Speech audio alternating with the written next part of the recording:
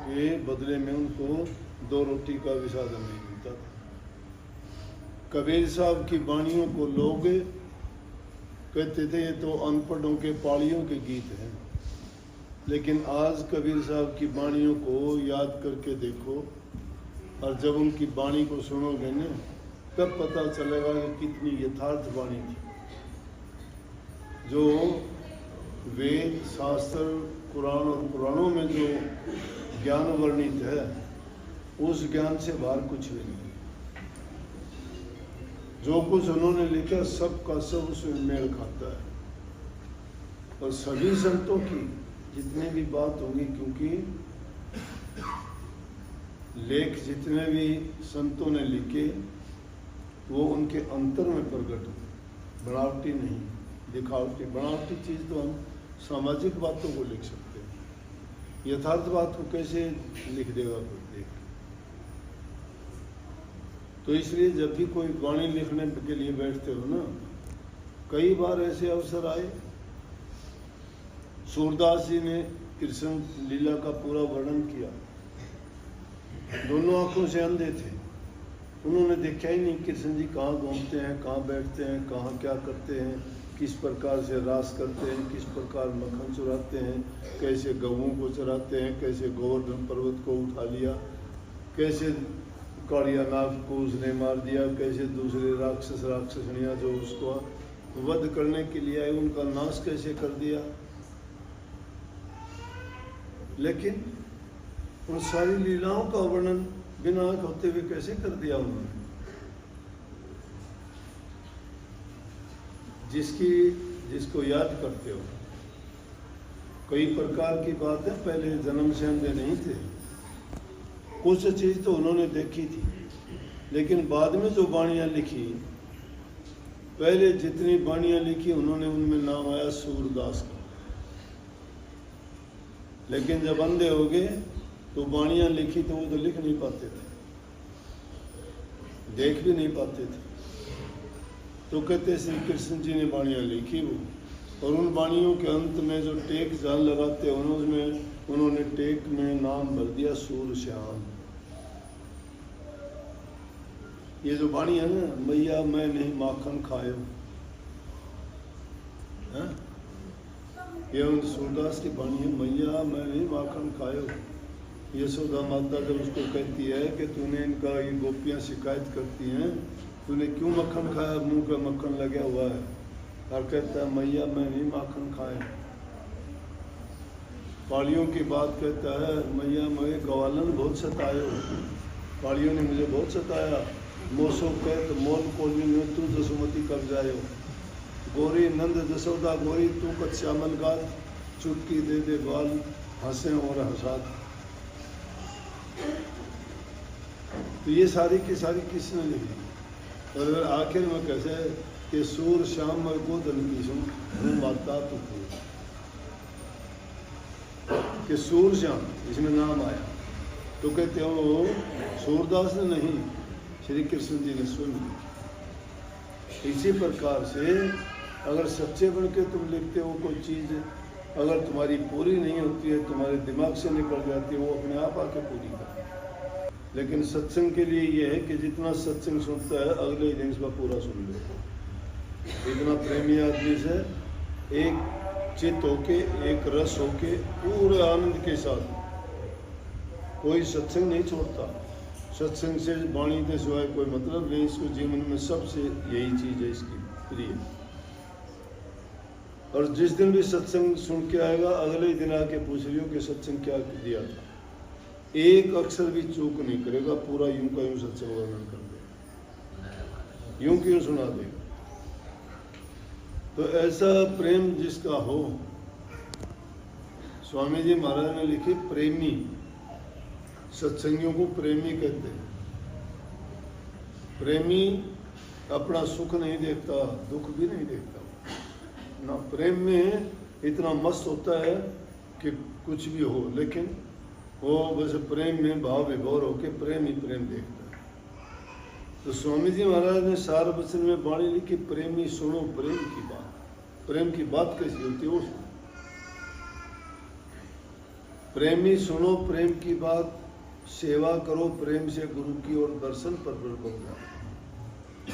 प्रेम के बिना सेवा नहीं होती, प्रेम के बिना भक्ति नहीं होती, प्रेम के बिना आदमी का संशय नहीं जाता, प्रेम के बिना भरम नहीं मिटते, प्रेम के बिना दिल साफ नहीं होता। और जहाँ प्रेम हो जाता है वहाँ कोई किसी प्रकार का आपस में तर्क वितर्क नहीं, आपस में कोई किसी प्रकार का फर्क भी नहीं रहता। जिसका शुद्ध हृदय है दूसरे को भी वो शुद्ध और पवित्र हृदय वाला समझेगा। तो स्वामी जी महाराज ने क्या कही कि प्रेमी सुनो प्रेम की बात, सेवा करो प्रेम से गुरु की और दर्शन पर बल जात। वचन प्यारे गुरु के ऐसे जस माता सुतोतरी बात, कि गुरु के वचन इतने प्यारे लगने चाहिए जैसे बच्चा जो है पानी को मानी कहता है, उसकी माँ को बड़ा अच्छा लगता है ना। है? मम्मी को टम्मी कह दे, कम्मी कह दे, कुछ भी कहता है उसको अच्छा लगता है। रोटी को ओटी कहता है, अच्छा लगता है उसको। तोतरी बात, तोतरी जबान से बोलता है, लेकिन उसकी माँ को कितना अच्छा लगता है। इसी प्रकार शिष्य को गुरु के वचन इतने अच्छे लगने चाहिए जैसे माँ को अपने छोटे बच्चे के वचन प्यारे गुरु के ऐसे जस माता सो तोतरी बात। उठत बैठत सोवत जागत और खावत पीवत बिसर नहीं जात। कैसे याद रखो? उठत बैठत सोवत जागत खावत पीवत बिसर नहीं जात। खाते हो, पीते हो, उठते हो, बैठते हो, सोते हो, जागते हो, याद रखो। ऐसी लगन गुरु संग जाकर वो गुरुमुख परमार्थ पाना। अगर परमार्थ और भक्ति के रास्ते पर चलते हो तो ऐसा गुरुमुख जो होगा, ऐसा ये काम करता है, उसको वो परमार्थ का परिणाम मिलता है। और ऐसी लगन गुरु संग जिसकी नहीं है सो सब हिरसी जानो। हिरसी, हिरसी कौन है? जो रीस कर ले, जैसा रीस करे है, नकल, देखा देखी, दिखावटी बनावटी, दिल से नहीं। प्यार दिल से होता, दिल से प्यार होता है, वो दिखाने की जरूरत नहीं। कई आके कहते हैं, अरे लड़कियां आके कई बार शिकायत करती हैं, ये मेरा घरवाला शराब पीता है। निकम्मे आदमी है, जिंदगी को जिसने बर्बाद करना है, शराब से क्या मिलता है बताओ? पैसे की बर्बादी, शरीर की बर्बादी, परिवार की बर्बादी, हर प्रकार से सारे दुख रोग बीमारी एक चीज से लगते हैं और फिर भी नहीं संभलता। और सबसे बुरी बात ये, बच्चे बड़े बड़े हो जाते हैं, लड़की लड़के शादी लायक होते हैं, बच्चे भी उसको कहते हैं कि आप ये काम ना किया करो। फिर भी उनको ये लज्जा और शर्म नहीं आती कि तेरे बच्चे तुझे शिक्षा देते हैं, तुझे उनको शिक्षा देनी चाहिए, और ये उल्टी गंगा पहाड़ कैसे चढ़ने लग रही है। फिर भी उनको लज्जा और शर्म नहीं है। फिर उन बच्चों को दोष देते हैं। अगर कोई बच्चा उनको मना करता है, बोलता है, तो उनको कहते हैं कि तू मुझे शिक्षा देने वाला हो गया। ये बर्बादी है। अब नौजवान, उन बच्चों को कौन मना कर देगा? जिनके माँ बाप गलत रास्ते पे चलते हैं, अपने बच्चों को रोक लेंगे वो? अपने जो समाज में ये कहते हैं कि देखे बाप घर करे आप घर। जो अपने पिता के घर में देखती है, लड़की को लड़का को, वो बाहर जाके अपने घर में वैसा ही करेगा जैसे अपने पिता के घर से संस्कार लिए। जिनको संस्कार अच्छे नहीं मिले ना, किसी के पास धन हो, गाड़ियां हो, कोठियां हो, बंगले हो, सुख हो, कुछ नहीं है ये। जिस इंसान का कैरेक्टर नहीं है, जिस इंसान के अच्छे संस्कार नहीं है, वो दुनिया में रहो ना रहो कुछ नहीं है। लोग आगे से नहीं पीछे से बोलते होंगे, लेकिन खुदा के दरबार में तो उसका खाता जीरो है। वहाँ क्या खाता है उसका? प्रभु को भक्ति प्यारी है और कोई चीज़ प्यारी नहीं है। ये मौका भी इसीलिए मिला तो क्या करते, बर्बाद कर लेते। तो ये चीज़ नकल करने की नहीं है। नकल करो तो अच्छा काम करने की। जब तुम्हें संतोष आ जाएगा, शांति आ जाएगी, तुम्हारे दिल में प्रेम अपने आप पैदा हो जाएगा, हृदय कोमल हो जाएगा, तुम्हारे दिल में दया होगी। शांति जिसके दिल में है, भक्ति के रास्ते पे चला, उसके हृदय में दया होगी। वो दूसरे की पीड़ा को समझ लेगा। वो हर दुखी इंसान का दर्द, तकलीफ, परेशानी में उसकी मदद करेगा, दुख दूर करने का प्रयास करेगा।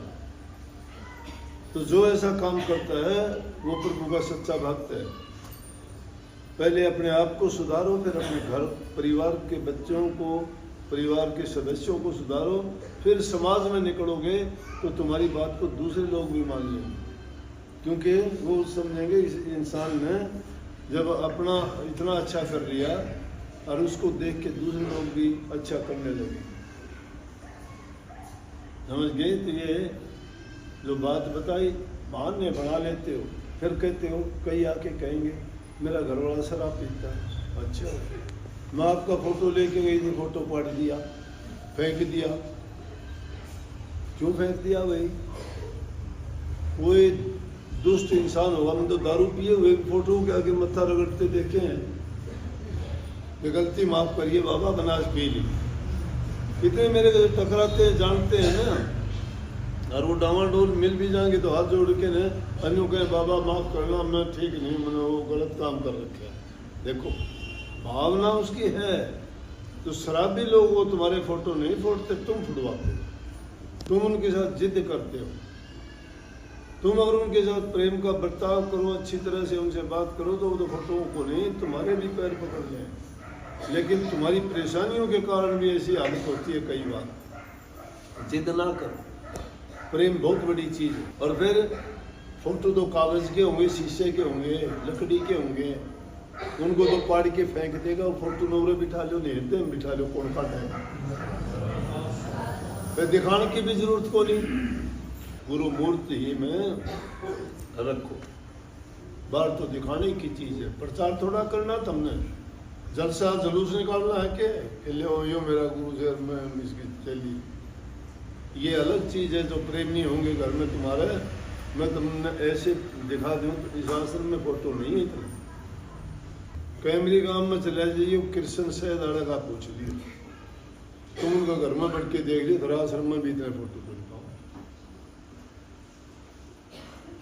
अगले हम दूसरी चीजें पसंद को नहीं, छोटे लेके बड़े तक। आज गए थे नानी सांकरी में, उनके देख लो, और तुम बड़े बड़े गुरुमुख बने हंड उतारा, गुरुओं का, संतों का, महात्माओं के फोटो हैं तुम्हारे घरों में। फोटो देखते ही तुम्हारे विचार आएंगे, शुद्ध विचार आएंगे। लेकिन वो गंदे मंदे फोटो जब तुमने लगा रखे हैं, तुम्हारे बच्चों में अच्छे विचार कैसे आ जाएंगे? बोलती हैं तस्वीरें, ताकत तुम में होनी चाहिए। तुम्हारा दिल पवित्र सच्चा हो, तुम्हारे ख्यालात ऊंचे हों। उस तस्वीर नहीं है, पत्थर भी बोलते हैं, पेड़ भी बोलते हैं। मैं कल बताऊं था, तुम्हारे विश्वास से बोलते हैं। तुम खुद जागृत नहीं हो, तुम खुद भी जड़ चीज हो, उनको तुम भी जड़ लगते हो। नहीं लगते तो हम बता दूंगा, पेड़ पौधे भी। तुम पेड़ पौधे की तरफ फूल तोड़ने के लिए चल दियो, फूल पहले ही मुरझाना शुरू कर दिया, उसको पता है तो ये दूसरा आदमी तोड़ेगा तुझे। तुम कुल्हाड़ा लेके काटने के लिए चल दियो, पेड़ उदास हो जाएगा। अरे और नहीं तो छोटा छोटा बता, छुई मुई जब पेड़ का नहीं, ऊपर हाथ कर दियो, मुरझा जाएगा। पहले एक पेड़ होता है बहुत छोटा सा घास, छुई मुई बोलते हैं अंग्रेजी में, कहते हैं टच मी नॉट। तो छोटा सा होता है वो, घास की तरफ हाथ करोगे ना बुझ जाएगा बेचारा, हाथ करते हैं। तो उनमें भी ये है। तो इंसान तो सब कुछ जानता है, इसमें ज्ञान, बुद्धि, विवेक, विचार सब कुछ होते हुए भी ये बर्बादी की चीज को तो ढूंढता फिरता है, अच्छाई के रास्ते पे नहीं चलता। तो ये ऐसी चीज है कि जिनको हम सही दिल से और सच्चाई के रास्ते पे चलते हुए उनको अपने हृदय में कायम कर लेना, तो हमारा जीवन पवित्र हो जाए। यही भक्ति है। ये नाम तो ओट है, नाम तो ओट है। नाम तुमने कौन सा जप लिया? नाम का मतलब है मन की एकाग्रता होनी चाहिए, मन में पवित्रता होनी चाहिए, शुद्धता होनी चाहिए। रामायण में सीधी कही है, रामचंद्र जी कहने लगे, निर्मल मन सोए जन मोए पावा।